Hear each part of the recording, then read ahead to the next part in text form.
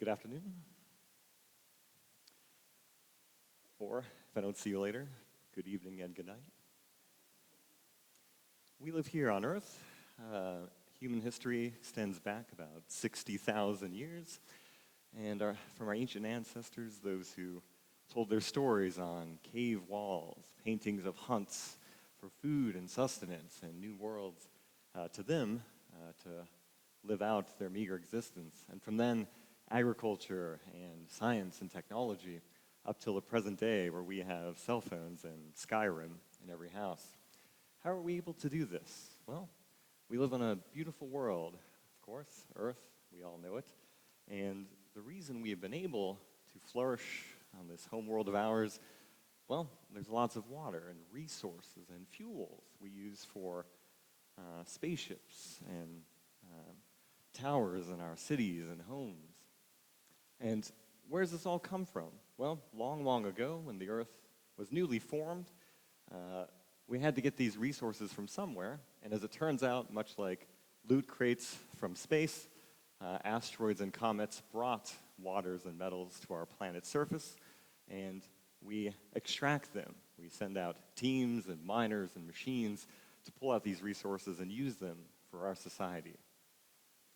Unfortunately, what is becoming abundantly clear, we see it in our newspapers and our news sources, we're running out. We have droughts in California. We have strip mines depleting the resources of our planet. At some point soon, we will reach peak oil. It might be in 50 years, it might be 100, but it's coming.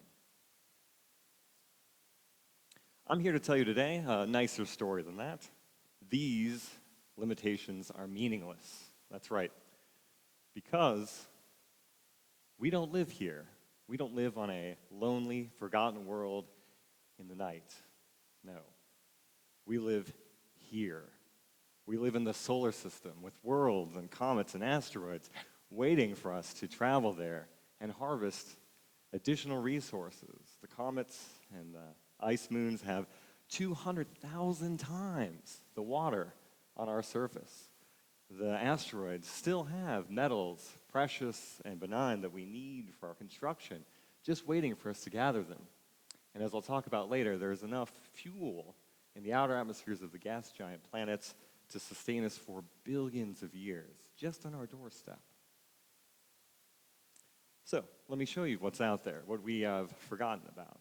The moon, of course, we traveled to through Kennedy's vision, the Apollo missions, and this was best for a testing ground.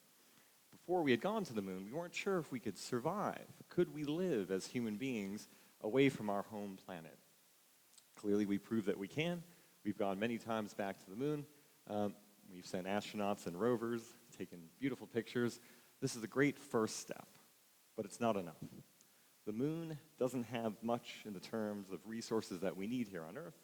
There's a little bit of helium-3, which I'll talk about later on. And there's some water on the moon in the form of frozen ice, but it's not going to be very feasible economically. It's a good testing ground to make sure that we can do it. We've done that. Let's move on. Well, what else is out there? Right? Maybe in the future, we could be building bases like this on the moon. Here's a projected image of a colony on the moon. But we can do this. And throughout the slides, I'm going to have numbers up here of estimated costs. Don't worry about it. Maybe it'll be 31 billion or 29. The point is, we can do it.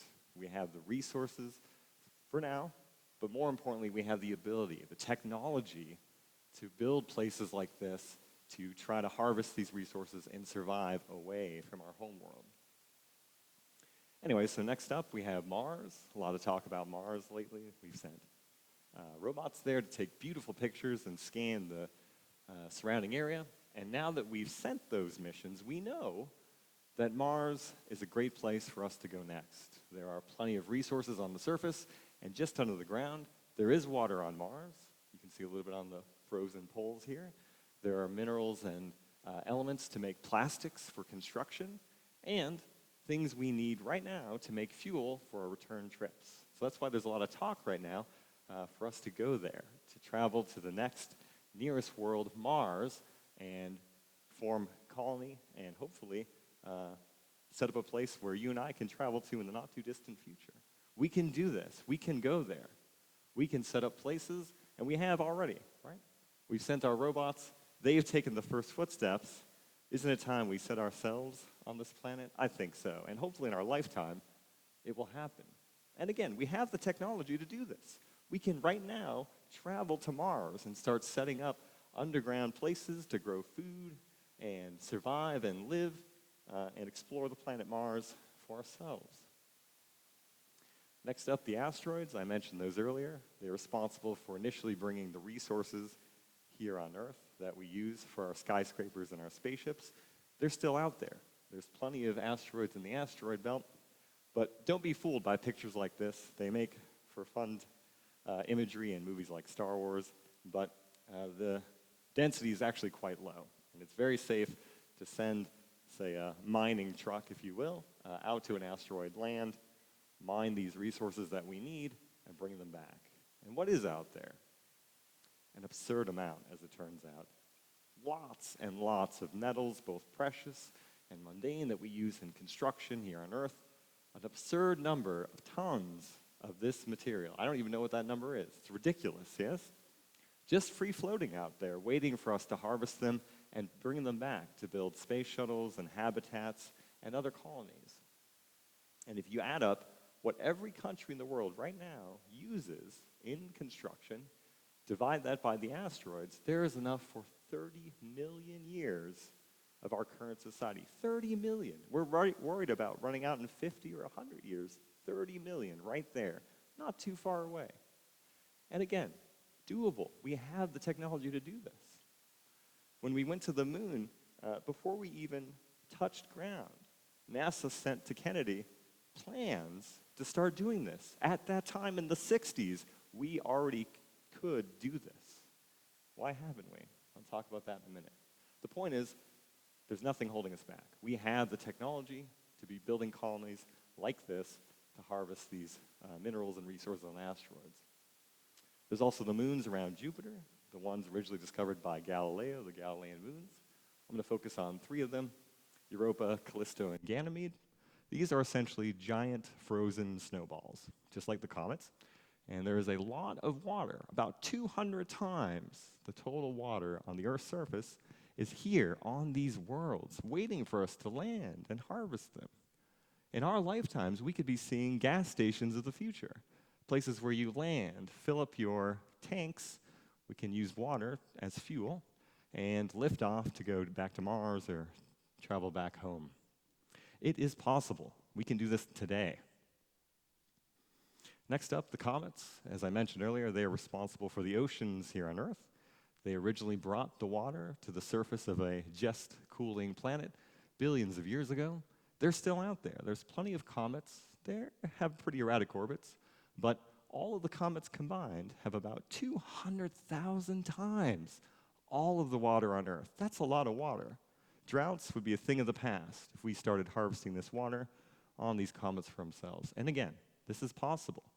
We already have the plans in place to build things just like this, send our astronauts and our miners of the future, and gather these resources for humanity. Last up, I want to talk about the gas giant planets. As I mentioned earlier, helium-3, there's a lot of this, 16 trillion tons, just in the outer atmospheres of these worlds. And right now, we're working on fusion technology here on Earth, and the problem is we just don't have the right kind of fuel. Helium-3 is a special isotope that a lot of people have been looking into here on Earth for fusion technology. We can do this, right? The problem is we don't have any. There's very, very little on Earth. There's a little bit on the moon. There is an absurd amount in these worlds, in the outer layers. This is just the outer layers of these planets, trillions of tons of helium-3. And if we were able to gather this, bring it on home, it could power our civilization right now for billions of years. We're worried about 50 or 100 years of oil? Please. Gas giants are the way of the future. And again, we have this capability. We can send probes to these outer atmospheres, gather in this gas, compress it, ship it home, and start using it in our reactors of the future. It's just waiting there for us to get it. So in summary, This is what's on our doorstep, right? It's easy to forget. We're in our daily lives here on Earth, just around the corner. Asteroids, moons, comets, ice worlds, plenty of resources. There's no need to panic or worry about our future, but we have to get there, right? We have to start funding these programs. If you add up all of these projected costs, about $300 billion a year. That's a lot of money. Where is that going to come from? Well, a few companies have led the way. There are private companies right now that are doing it themselves. They're not ready to just sit back and watch us decay.